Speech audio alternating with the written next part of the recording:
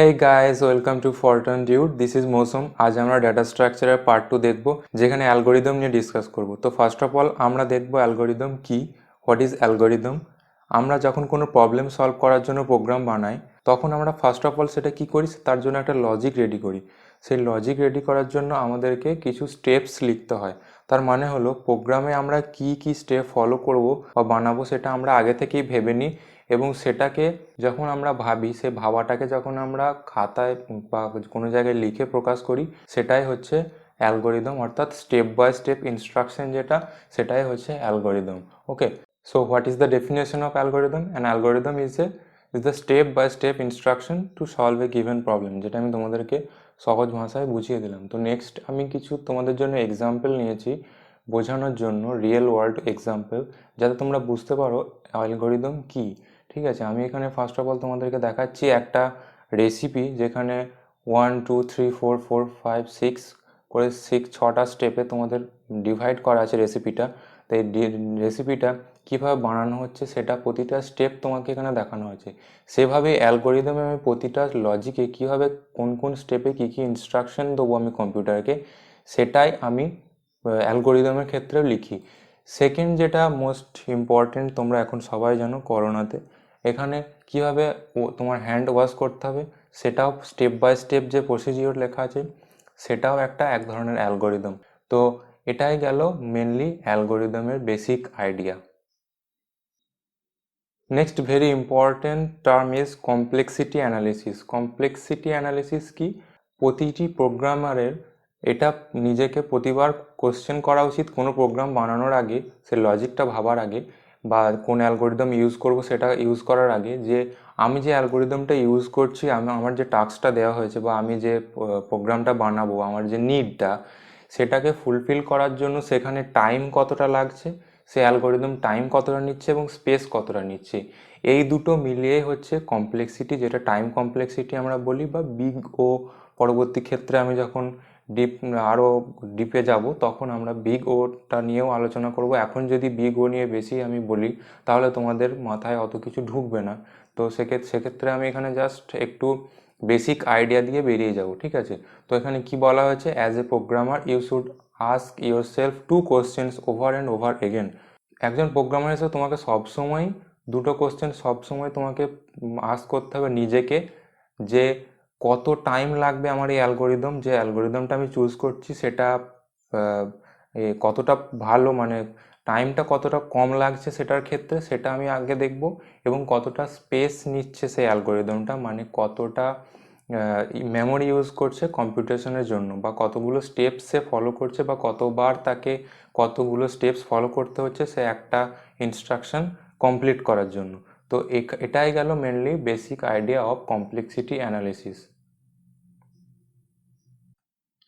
So this is big O notation. Big O notation is a convenient way to describe how fast a function is growing. Big O notation এই যে কনসেপ্টটা, সেটা আসলে ম্যাথামেটিক্সের একটা concept. এটা আমাদের ইন্ডাস্ট্রিতে যেটা ইউজ করা হয়, সেটা হয় অর্ডার অফ বলা হয় সেটা ইন্ডাস্ট্রিতে। এবং ম্যাথামেটিক্সে যেটা আমরা দেখি, যেটা এনের একটা পাওয়ার হয়, মানে n square, n cube, n to the power 4, মানে ওটা ধীরে ধীরে বাড়তে থাকে, গ্র্যাজুয়ালি গ্রো করে, ঠিক আছে? তো এই যে এনের পাওয়ার যেটা আছে, এই গ্রোথ রেটটা, এটা যত কম হবে অ্যালগরিদমের ক্ষেত্রে, তত সেই অ্যালগরিদমটা এফিসিয়েন্ট, মানে তত কম টাইম লাগবে। এখানে তোমরা একটা গ্রাফের মাধ্যমে দেখতে পাচ্ছ যে ওয়াই অ্যাক্সিসে তোমরা দেখতে পাচ্ছ rate of growth, and x অ্যাক্সিসে দেখতে পাচ্ছ ইনপুট সাইজ। তো ইনপুট সাইজ যত বাড়বে, তত তার টাইমটাও বেশি লাগবে। এখানে দুটো গ্রাফ দেখতে পাচ্ছ, যেটা একটা জায়গায় গিয়ে ইন্টারসেক্ট করেছে, এবং ওই পজিশনে দুটো অ্যালগরিদমই কিন্তু সেম টাইম নিচ্ছে। তো ওখানটাতে যদি তোমার যে চাহিদা আছে, সেই চাহিদা অনুযায়ী যদি তোমার অতটা ইনপুট লাগে, ওর বেশি ইনপুট না লাগে, তাহলে তুমি দুটো অ্যালগরিদমের মধ্যে যে কোনো অ্যালগরিদম তুমি ইউজ করতে পারো স্বাচ্ছন্দ্যে। বা তারপরে দেখতে পাচ্ছ যে এফএন যে ফাংশনটা আছে, সেটার কিন্তু টাইমটা ধীরে ধীরে কমেছে, অনেকটা কমেছে, তারপরে আবার গ্র্যাজুয়ালি ইনক্রিজ করেছে। কিন্তু যে এই ফাংশনটা দেখতে পাচ্ছ জি অফ এন, এই ফাংশনটার কিন্তু গ্র্যাজুয়ালি এর থেকেও বেশি আছে। এটার যদিও কনসেপ্টটা আলাদা, এই গ্রাফের কনসেপ্টটা আলাদা। এখানে বিগ ও এর জন্য এটা ইউজ করছি, কিন্তু তোমাদেরকে সহজে বোঝানোর জন্য আমি জাস্ট এই গ্রাফটা ইউজ করলাম। এটা পরবর্তী ক্ষেত্রে যখন বিগ অফ লগের আমরা দেখব, বা বিগ অফ ওয়ান ও বিগ অফ ওয়ানের কনস্ট্যান্ট যেটা বিগো আছে সেটা দেখব, তখন আমরা এই বিষয়ে আরও ডিসকাস করব। এই বিগো যে ব্যাপারটা তোমরা দেখলে, এই টার্মটা যেটা দেখলে, এটাকে আমি সিম্পলভাবে তোমাদেরকে বোঝানোর চেষ্টা করছি, আশা করব বোঝাতে পারবো। এটা হচ্ছে, তোমরা এখানে দেখতে পাচ্ছ আমি দুটো খুবই হ্যান্ডরাইটিং বাজে, কিন্তু কিছু করার নেই। ইয়োর হোম, ফ্রেন্ডস হোম, তোমার বাড়ি এটা, আর এটা তোমার বন্ধুর বাড়ি, ঠিক আছে। তোমাদের বাড়ির মধ্যে দূরত্ব হচ্ছে 5 মিটার। এবার তোমার বাড়িতে কানেকশন আছে ধরো 10 Mbps, ঠিক আছে। এবার আর তোমার বন্ধুর বাড়িতে একটা ইন্টারনেট কানেকশন আছে যার 1 GB/সেকেন্ড, সে হয়তো জিও ফাইবার ইউজ করে, ওকে। তো তোমার 10 MB/সেকেন্ড আর ওর 1 GB/সেকেন্ড। এবার তুমি একটা ফাইল ডাউনলোড করতে চাইছো যেটার সাইজ হচ্ছে ধরো 1 MB, ওকে। তো 1 MB ফাইল তুমি সে ডাউনলোড করবে। এবার সেই ফাইলটা তুমি তোমার বাড়ি থেকে স্বচ্ছন্দে ডাউনলোড করতে পারো, কোনো প্রবলেম হবে না। কিন্তু ধরো তোমাকে একটা ফাইল ডাউনলোড করতে হচ্ছে, সেটা সাইজ, কোনো একটা গেম ডাউনলোড করছো, ধরো GTA 5 ডাউনলোড করলে, ঠিক আছে। এবার সেখানে তোমার ধরো, আমি অ্যাজিউম করছি গেমটার সাইজ ধরো 60 GB বা 70 GB। এবার তুমি যদি তোমার 10 Mbps কানেকশানে যদি সেটাকে ডাউনলোড করতে চাও, তাহলে সেখানে তোমার টাইম কিন্তু অনেক বেশি লেগে যাবে, ঠিক আছে। তোমার বন্ধুর বাড়ির দূরত্ব হচ্ছে তোমার থেকে 5 মিটার। তো তুমি যদি ভাবো যে আমি আমার বন্ধুর বাড়িতে যাব, তার বেশি স্পিড আছে, তো সেখানে গিয়ে আমি তাড়াতাড়ি করতে পারবো। আমি অ্যাজিউম করছি তোমার বন্ধুর বাড়িতে যাওয়ার যে টাইমটা লাগলো, তোমার তো একটা টাইম লাগবে, সেই টাইমটা, এবং সেখানে গিয়ে ডাউনলোড করে ফিরে আসা টাইমটা, সেটা তোমার অনেক কম লাগছে as compare to your house. মানে তোমার যে নেটের স্পিড আছে সেটাতে ডাউনলোড করতে যা টাইম বেশি লাগছিল, এখানে তার থেকে কম টাইম লাগছে। তো এটা একটা তুমি বলতে পারো যে এভাবে আমরা একটা রাফলি ক্যালকুলেশন করে বের করি যে কোনো অ্যালগোরিদম কতগুলো স্টেপস বা কতগুলো ইনস্ট্রাকশনের মাধ্যমে সেটা কতটা এফিসিয়েন্ট এবং তার টাইমটা কতটা কম লাগছে, বা তার এক্সিকিউশন টাইম কত কম, মানে তার ইনস্ট্রাকশন যে ফলো করছে সেই ইনস্ট্রাকশনগুলো সে কতবার একটা ফাংশনকে কল করছে বা একটা কতবার চলছে, সেটাই এখানে বেশি ইম্পর্ট্যান্ট। তো এটাই গেল সিম্পল ভাষায় তোমাদেরকে বোঝাতে গেলে বিগো। পরবর্তী ক্ষেত্রে যখন আমরা দেখব বিগো ব্যাপারে, পুরো আমি একটা আলাদা ভিডিও বানাবো বিগো নিয়ে, তো তখন সেখানে পুরো বিগো কি, বিগোর কী কী ভাগ আছে, সেগুলো সব আমরা তখন দেখব। এখানে তোমরা একটা গ্রাফ দেখতে পাচ্ছ যেটা আমি অলরেডি বানিয়ে রেখেছি তোমাদের জন্য। এই গ্রাফটাতে আমি আগে যে তোমাদের দেখালাম যে ফ্রেন্ডের বাড়ি থেকে তোমার বাড়ির যে একটা প্রবলেম আমি তোমাদেরকে অ্যানালিসিস করে দেখালাম, সেই প্রবলেমেরই একটা গ্রাফ আমি এখানে রাফলি বানিয়েছি। এটা জাস্ট ফর ডেমনস্ট্রেশন পারপাস, ওকে, ঠিক আছে। তো এই যে ব্লু লাইনটা দেখতে পাচ্ছ, এই ব্লু লাইনটা হচ্ছে তোমার বন্ধুর বাড়ি থেকে তুমি যে গেমটা ডাউনলোড করে নিয়ে এলে সেটার গ্রাফ। আর এটা হচ্ছিল তোমার বাড়ির যে ইন্টারনেট কানেকশন ছিল 10 MB/সেকেন্ড, সেটার গ্রাফ। তো ফার্স্টে তুমি দেখতে পাচ্ছ যদি তোমার ডাটা যদি কম থাকে, তাহলে কিন্তু তোমার প্রথমে কিন্তু তোমার বাড়ির যে নেট স্পিডটা আছে সেটাতেই তোমার কিন্তু কাজ চলে যাচ্ছে, বা তোমার সেটাই এফিসিয়েন্ট, মানে তোমার সেই অ্যালগোরিদমটাই সব থেকে এফিসিয়েন্ট। কিন্তু একটা পয়েন্টে গিয়ে দেখতে পাচ্ছ যে দুটোই কিন্তু ইন্টারসেক্ট করে গেছে, অর্থাৎ সেখানে দুটোরই টাইম কিন্তু সমান লাগছে। সেখানে তুমি দুটো অ্যালগোরিদমের মধ্যে যে কোনো অ্যালগোরিদম ইউজ করতে পারো, মানে তুমি বন্ধুর বাড়ি যেতে পারো বা তুমি নিজের ইন্টারনেটের স্পিডে ডাউনলোড করতে পারো। তারপরে তুমি দেখতে পাচ্ছ এটা কিন্তু বেড়ে গেছে, তোমার যে নিজের বাড়ির স্পিড সেটা দেখো গ্র্যাজুয়ালি ইনক্রিজ করে গেছে।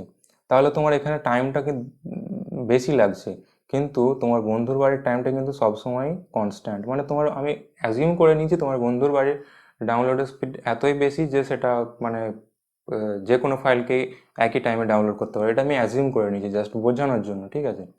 এবার এখানে একটা তোমরা ফাংশন দেখতে পাচ্ছ f(n) equals to n⁵ plus 2n² plus 100n plus 600, ঠিক আছে। এবার এখানে সব থেকে ইম্পর্টেন্ট টার্ম কোনটা? এখানে সব থেকে ইম্পর্টেন্ট টার্ম কিন্তু তোমরা দেখতে পাচ্ছ ফার্স্টের যে টার্মটা, সেটা এটা যখন 1 হবে তখন কিন্তু এটা অতটা ইম্পর্টেন্ট নয়, কিন্তু ধীরে ধীরে যখন এই n এর সাইজ বা ডাটাটা তোমার তো যত বাড়বে, এই fnটা কি, fnটা আসলে তোমার টাইম, ঠিক আছে, কত টাইম লাগছে, এটা টাইমের ফাংশন। তো এখানে ইনপুট যত বেশি হবে, অর্থাৎ এন যত বেশি হবে, তত তোমার কি হবে, টাইম বাড়বে। তাহলে যদি প্রথমে আমি যদি এটা 1 করি তাহলে অতটা কিন্তু ইম্প্যাক্টফুল হবে না এই টার্মটা, ফার্স্ট টার্মটা। তারপরে যখন ধীরে ধীরে ধরো এই এনের টার্ম হয়ে গেল 1000, 1000, তাহলে 1000 এই একটা টার্ম পুরোটা নিয়ে যত মানে বেশি ডাটা তুমি পাবে, নাম্বার পাবে, এই পুরো টার্মগুলো মিলিয়েও কিন্তু তুমি সেই টার্মটা পাবে না। তো এইটাকে আমরা এই লাস্টের যে লাইনগুলো এইগুলো দেখতে পাচ্ছ টার্মগুলো, তখন এইগুলোকে আমরা নেগলিজেবল করে দিই, তখন এগুলোকে আমরা পুরো নেগলিজেট করে দিই এবং এই টার্মটাকে আমরা নিই। তো এই এন টু দি পাওয়ার যেটা বলি বা বিগ ও অফ এন যেটা আমরা বলছি, তো এটা তখন এত বেশি পরিমাণে বেড়ে যায় মানে ডাটা বাড়ার সঙ্গে সঙ্গে।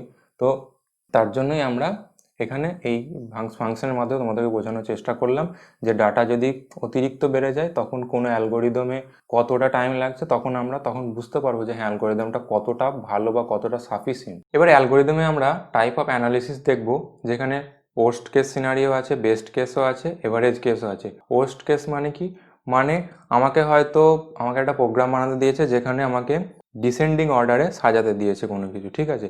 এবার আমি যে ইনপুটটা পাবো, ইনপুটটা আমি যে পাচ্ছি সেই ইনপুটটা আমাকে ধরো দিল অ্যাসেন্ডিং অর্ডারে। এবার সেটার জন্য আমাকে সব থেকে বেশি স্টেপ ফলো করতে হচ্ছে বা আমাকে সব থেকে বেশি ইনস্ট্রাকশন কম্পিউটারকে হ্যান্ডেল করতে হচ্ছে। ওকে, মানে কম্পিউটারকে সব থেকে বেশি বার এক্সিকিউশন করতে হচ্ছে একই ফাংশনকে বারবার বারবার কল করে। তো মানে তুমি ধরো ফর লুপ লাগিয়ে করছো, সেখানে হয়তো লুপটা বারবার বারবার চলছে, তো সেখানে প্রোগ্রামটা অনেকটা ইনএফিশিয়েন্ট হয়ে যাচ্ছে। বেস্ট কেস কোনটা হবে, যদি ইনপুট আমাকে দিয়েছে অ্যাসেন্ডিং অর্ডারে সাজাতে, ইনপুটও আমাকে দিল অ্যাসেন্ডিং অর্ডারে, তাহলে সেখানে আমাকে বেশি স্টেপস ফলো করতে হচ্ছে না, তাহলে সেটা বেস্ট কেস সিনারিও হলো। এবার এভারেজ কেস এই দুটোর মাঝখানে পড়ে। তো এখানে সেটাই বলা হয়েছে, to analyse the given algorithm we need to know on what inputs the algorithm is taking less time and on what inputs the algorithm is taking huge time. So আজকে আর বেশি থিওরি নিয়ে ঘাঁটাঘাঁটি করবো না, বেশি থিওরি বললে মাথা গরম হয়ে যাবে সবারই, আমি বুঝতে পারছি। পরের পার্ট থেকে আমরা প্র্যাকটিক্যালের দিকে যাব, ঠিক আছে। এবার প্র্যাকটিক্যালে যখন যাব তখন আমরা যখন বিভিন্ন কাজে আসবে তখন আমি সেটাকে ভালোভাবে বুঝিয়ে দেবো তোমাদের থিওরি পার্টটা আবার বিগোর ক্ষেত্রে বা আরও অনেক আছে যেগুলো থিটা বা ওমেগা, তখন আমরা সেগুলো বোঝাবো। তো আজকে এ পর্যন্তই, থ্যাংক ইউ, ধন্যবাদ সবাইকে। আর যদি ভিডিওটা ভালো লাগে তাহলে অবশ্যই শেয়ার করতে পারো তোমাদের বন্ধুদের সঙ্গে, তাদেরও সাহায্য হবে।